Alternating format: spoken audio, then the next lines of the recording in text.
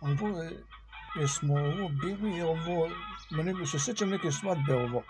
Da, ovo, 90. godina, ovo, kad se je pravila svadba, ovo, i tada su bile ove pesme. To su sve od 90. godina pesme, ovo. Danas majko ženiš svoga sina. I kad se jedan naš rođak ovo ženio. A žena mu ovo bila iz Italije. Iz Italije. I išli smo na aerodrom ovo.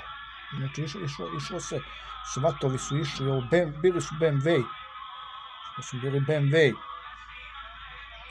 I išlo se na aerodrom i čekalo se ovaj avion da sleti iz Italije. Ova mlada. A ovo ko je svirao? Svirao je onaj Dejan Kostić, onaj mali, onaj što u radio televiziji Beograd svira. Svirao je onaj violinista Dejan Kostić. Išli su na surčinski aerodrom da doleti iz Italije, mlada. A svirao je Dejan Kostić, onaj mali, iz Piromana. I ovo, kad se čekali su mladu da sleti iz aviona iz Italije. U 12 sati su otišli. U 12 sati, tek uveče u 6 sati je doletela mlada avionom iz Italije.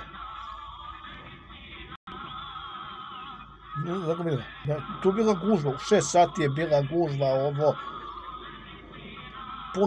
puna ulica, bila zatvorena autoput.